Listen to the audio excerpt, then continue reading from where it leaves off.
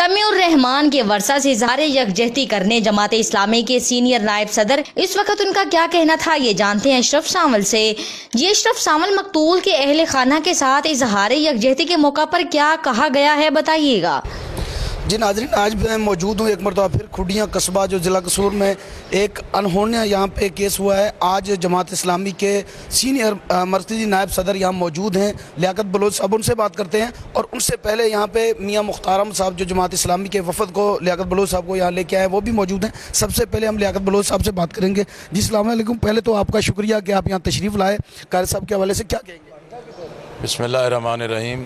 دیکھیں، میں جماعت اسلامی کے وفد کے ساتھ قاری خلیل الرحمان صاحب کے ساتھ ان کے حافظ بیٹے سمیع الرحمان کی شہادت پر تعزیت کے لیے حاضر ہوا ہوں۔ یہ بہت ہی المناک پہلو ہے کہ ایک دینی گھرانے، ایک حافظ قرآن جس نے قرآن سنایا، عین عید کے دن فجر کے موقع پر اسے ٹارگٹ بنا کے قتل کیا گیا ہے۔ اور المناک پہلو یہ ہے کہ یہ قتل کرنے والا قانون نافذ کرنے والے ادارے سے تعلق رکھتا ہے۔ اس سے زیادہ خوفناک پہلو یہ ہے کہ اسے گرفتار تو کر لیا گیا، لیکن ایف آئی آر تحریر کرتے وقت بھی اس کو بے ضرر بنایا گیا ہے۔ دہشت گردی کی دفعات نہیں لگائی گئیں۔ اس سے بڑی دہشت گردی کیا ہو سکتی ہے کہ ایک بندہ اپنی ہوس کے لیے ایک نوجوان کو قتل کر دے اور اس کو ٹارگٹ بنا لے۔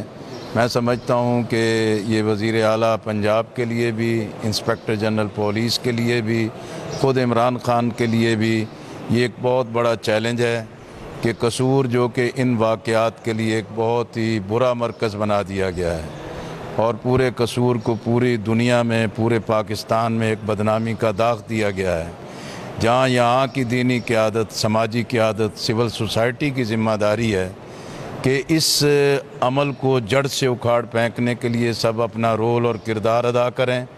وہیں حکومت کی بھی ذمہ داری ہے کہ انہوں نے قانون سازی کرتے وقت اور اس درندگی میں ملوث لوگوں کو موت کی سزا سے بچانے کے لیے جو اقدام کیا گیا ہے وہ بہت ہی غلط اقدام تھا۔ ہم نے اس وقت بھی احتجاج کیا فوری طور پر اس قانون میں ترمیم کی جائے اور ایسے درندگی کرنے والوں کو بدترین انجام سے دوچار کیا۔ سر، اس حوالے سے جو ہے کہ قانون میں تو گنجائش بھی ہے اور قانون کام کر رہا ہے، یہ ان کی پھانسی کی سزا، جیسے زینب کیس میں بھی پھانسی ہوئی، لیکن ایسے کیسز میں عوام کا مطالبہ ہوتا ہے شرح عام پھانسی دی جائے، اس پہ کیا کہیں گے؟ دیکھیں، یہ بھی ظاہر ہے قانون کے اندر ہی چیز طے کی جا سکتی ہے۔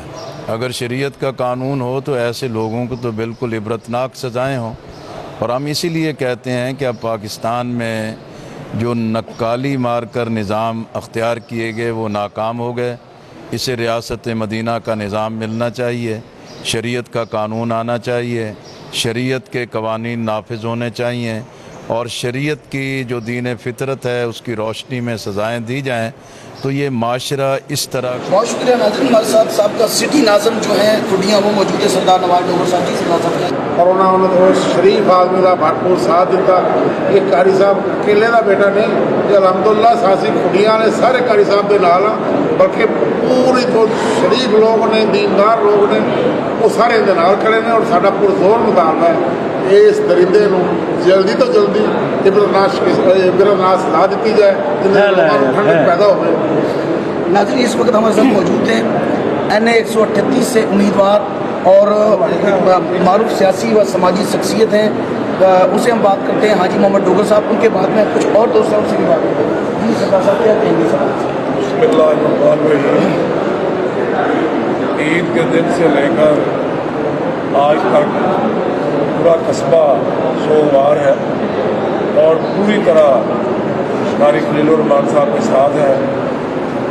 میں کیا پورے شہر کے لوگ اس احتجاج میں شامل ہیں، اور انشاءاللہ یہ جب تک اس درندے کو عبرتناک سزا نہیں ملتی اس وقت تک ہم سارے ان کے ساتھ ہیں اور پوری طرح لگے ہوئے۔ ناظرین، آپ نے دیکھا کہ یہاں پہ جتنے لیاقت بلوچ صاحب اور جماعت اسلامی کے رہنما साहब का सिटी नाज़म खुडियाँ, हाजी मोहम्मद डोगर साहब और तमाम दीगर दोस्तों ने जो है कि ये अपील की है कि इस दरिंदे को इस तरीके से अबरतनाक सज़ा दी जाए, अलबत्ता तो इसे शरेआम फांसी दी जाए और नहीं तो इसको इस तरीके से अबरतनाक सज़ा दी जाए जिसकी वजह से उस माँ का कलेजा ठंडा हो सके जिसका लफ्ते जिगर ईद के रोज़ उससे जुदा हो गया।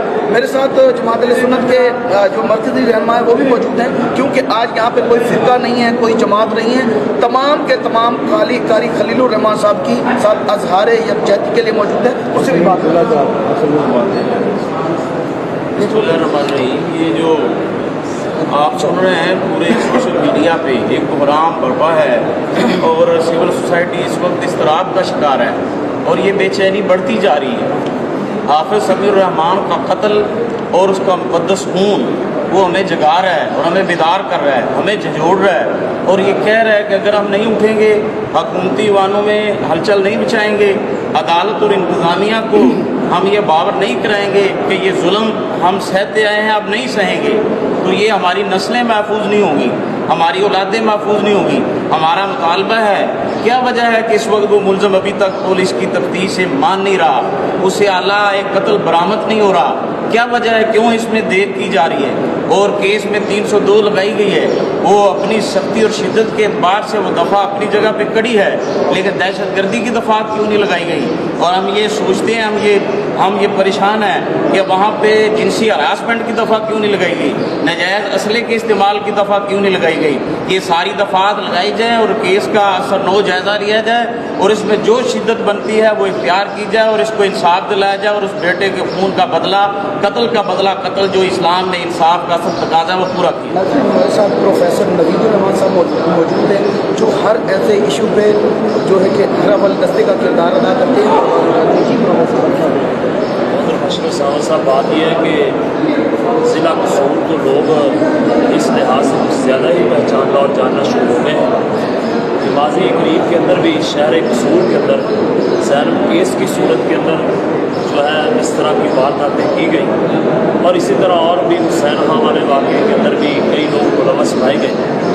लेकिन मैं ये समझता हूँ कि अगर इस कड़ी को और इस वाक़यात को अगर आप रोकना चाहते तो उसका एक ही तरीका है कि कानून की बालादस्ती हो और कानून के मुताबिक मुजरमीन को जो है कैफरे किरदार तक पहुँचाए।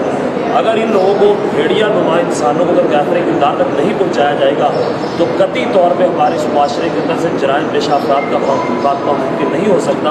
आप क्या कहेंगे? ऐवान बाला से और अपील करते हैं कि इस शख्स को सरेआम फांसी पे लटकाया जाए। जी अशरफ सावल, समीउर रहमान के वर्सा लियाकत बलोच और दीगर के तासुरात हमारे नाजरीन तक पहुँचाने का बहुत बहुत शुक्रिया।